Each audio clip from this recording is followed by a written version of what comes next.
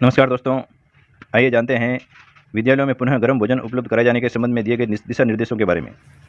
School शिक्षा एवं पंचायती राज विभाग के आदेश दिनांक 24/2/22 के अनुसार कक्षा 1 से 8 तक के विद्यार्थियों को पूर्व की भांति पुनः गर्म भोजन उपलब्ध कराया जाना है। आप इस संबंध में दिनांक 9/3/22 से विद्यार्थियों को गर्म भोजन उपलब्ध कराए जाने हेतु कार्रवाई किया जाना सुनिश्चित करें।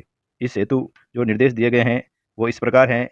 सबसे पहला है स्वास्थ्य सुरक्षा एवं साफ सफाई के संबंध में निर्देश।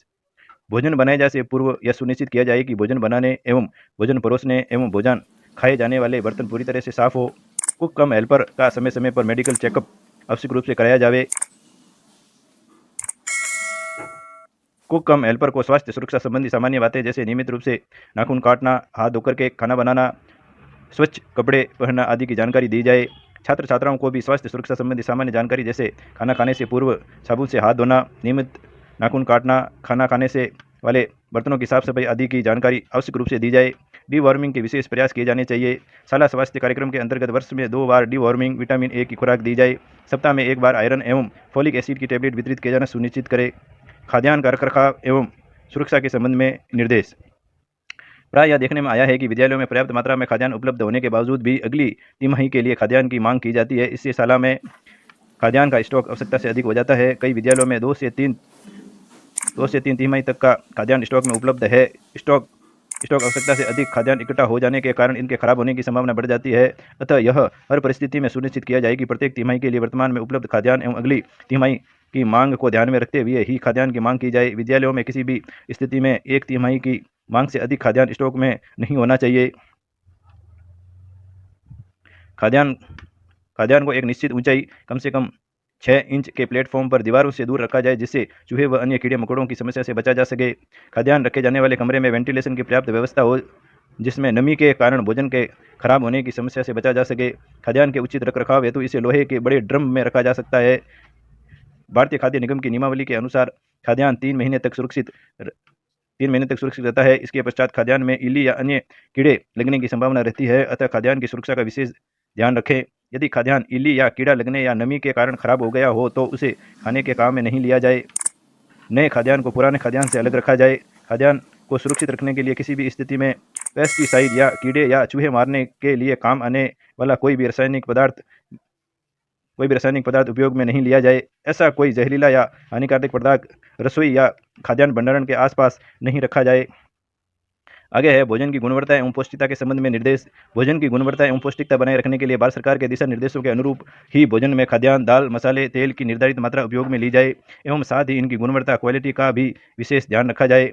खाद्यान्न, दालें, मसाले, सब्जियां अच्छी तरह से साफ एवं धोकर काम में ली जाए। यदि खाद्यान्न खाने योग्य नहीं है तो उसे किसी भी स्थिति में उपयोग में नहीं लिया जाए। उच्च गुणवत्ता युक्त दाल, तेल, मसाले उपयोग में लिए जाए।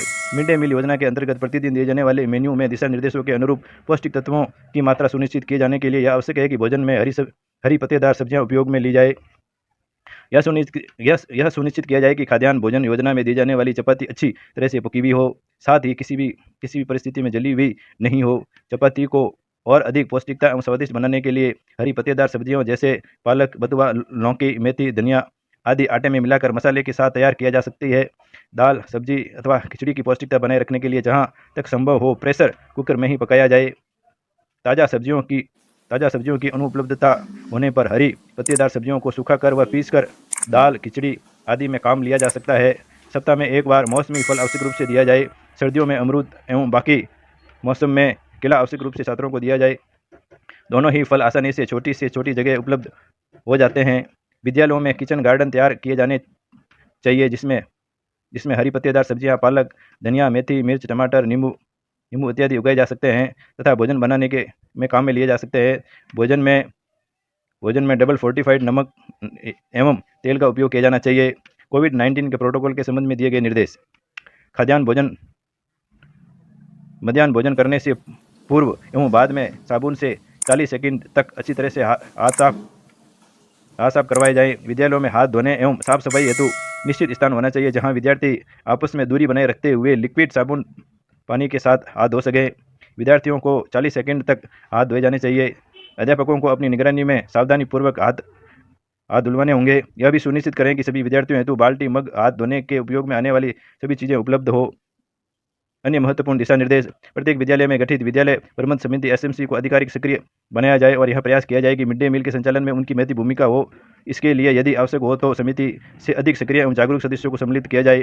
पूर्व में दिए गए निर्देशों के अनुसार प्रत्येक विद्यालय में विद्यार्थियों को मिड डे मील परोसने से पहले 2 बड़े व्यक्तियों द्वारा इसे अनिवार्य रूप से चखा जाए, जिसमें एक अभिभावक और एक विद्यालय प्रबंध समिति का सदस्य हो। इसके लिए अभिभावकों और विद्यालय प्रबंध समिति के सदस्यों को रोस्टर तैयार किया जाए और इसका इंद्राज प्रतिदिन रजिस्टर में किया जाए, ताकि यह सुनिश्चित किया जा सके कि पोषाहार को विद्यार्थियों को खिलाने से पहले 2 व्यक्तियों द्वारा चख लिया गया है और यह पूर्णतः सुरक्षित है। प्रत्येक विद्यालय में इसके लिए किसी एक अध्यापक को उत्तरदायी बनाया जाए।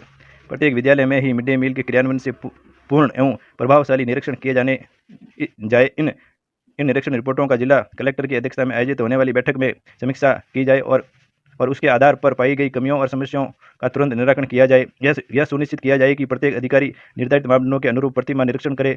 इन अधिकारियों के द्वारा किए गए निरीक्षण की प्रतिमाह जिला स्तर पर समीक्षा किया जाना सुनिश्चित किया जाए, जिससे लंबे अंतराल के पश्चात विद्यार्थियों को पुनः उपलब्ध कराए जा रहे गर्म भोजन की गुणवत्ता सुनिश्चित की जा सके। मिड डे मील कार्यक्रम के क्रियान्वयन के संबंध में प्राप्त शिकायतों का निस्तारण अविलंब किया जाए। इसके लिए जिला स्तर पर जन अभियोग निराकरण प्रकोष्ठ का गठन किया जाए। प्रतिमाह शिकायतों का निस्तारण प्रगति के साथ समीक्षा की जाए। योजना अंतर्गत जिला एवं ब्लॉक स्तर पर जिला कलेक्टर एवं उप अधिकारी की अध्यक्षता में समीक्षा एवं संचालन समिति का गठन की जाए हुई है। उक्त समितियों की बैठक प्रतिमाह आयोजित की जाए। योजना में संबंधित समस्याओं का निराकरण त्वरित गति से किया जाए। योजना के अंतर्गत संचालित समस्त राज्य के विद्यालयों में मिड डे मील वितरित किए जाने वाले भोजन की जांच NABL की प्रयोगशाला में समय समय पर करवाया जाए और वितरित किए जाने वाले भोजन की गुणवत्ता एवं स्वच्छता का विशेष ध्यान रखा जाना सुनिश्चित किया जाए अतः उक्त निर्देशों की पालना सुनिश्चित की जाए। ये इस प्रकार के निर्देश जो है दिए गए हैं और इन निर्देशों की पालना सुनिश्चित की जाए। धन्यवाद साथियों, देखते रहिए। वीडियो को लाइक और शेयर करें, चैनल को सब्सक्राइब करें। वीडियो देखने के लिए धन्यवाद दोस्तों।